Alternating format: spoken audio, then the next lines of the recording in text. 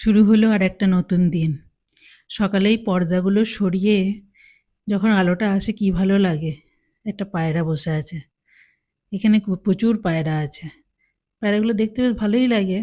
কিন্তু যখন মানে নোংরা করে রাখে তখন খুব মনে হয় যে কেন এত পায়রা? এই যে দই পটল বানাচ্ছি। দই পটলগুলোকে দুমুখে চিড়ে নিয়েছি। গোটা, গোটা রেখেছি। দিয়ে একটু নুন হলুদ মাখিয়ে সর্ষের তেল গরম করে ওগুলোকে ছেড়ে দিয়েছি। ছেড়ে দিয়ে ওইগুলো এবার লাল লাল করে একটু নেড়ে চেড়ে ভেজে তুলে নিতে হবে। তুলে নিয়ে এবার একটু মশলা বাটতে হবে। মশলার মধ্যে দিচ্ছি আদা। আমি পেঁয়াজ রসুন খুব একটা দিই না। পেঁয়াজ রসুন হয়ও না মনে হয়, দই পটল তো নিরামিষই হয় আমি যতদূর জানি। এবার জানি না কেউ যদি পেঁয়াজ রসুন দিয়ে করে। আর দিচ্ছি একটু জিরে গুঁড়ো আর এই দুটো লঙ্কা কাঁচা লঙ্কা। আর একটু টক দই দেবো, হাফ কাপের মতন টক দই। আর দেবো গোটা ৫-৬ কাজু।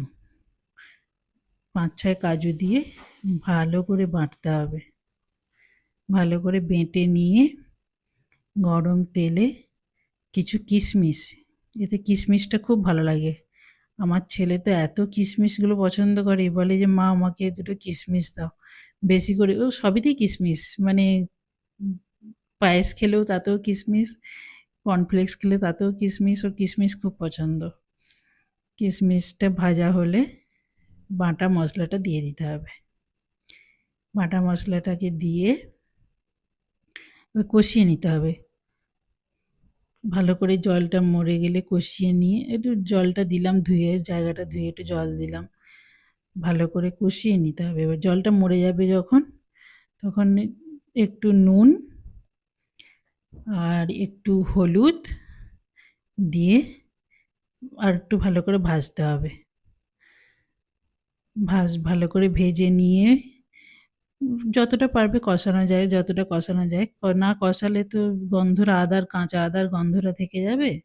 ওই জন্য যতটা কষানো যায় কষিয়ে নিয়ে পটলগুলো মিশিয়ে দিতে হবে। পটলগুলো মিশিয়ে নিয়ে পটলগুলোর সঙ্গেও একটু কষাতে হবে। একটু ভালো করে কষলে ভিতর পর্যন্ত মশলাটা ঢোকে ভালো। যত ভালো কষাবো না তত ভালো মশলা ঢোকে। একটু ওই জন্য রান্না একটু রয়ে সয়ে করাটাই আমি যেটুকু শিখেছি। রান্না একটু বলে কষিয়ে, কষিয়ে করলে খেতে ভালো হয়। একটু জল দিলাম, যাতে একটু জল দিয়ে ফুটুলে ওটা ভিতরে রসগুলো ঢুকবে, নাহলে পটলের ভিতরে তো রসটা ঢুকবে না। যাতে ভিতরে রসটা ঢোকে তার জন্য একটু জল দিয়ে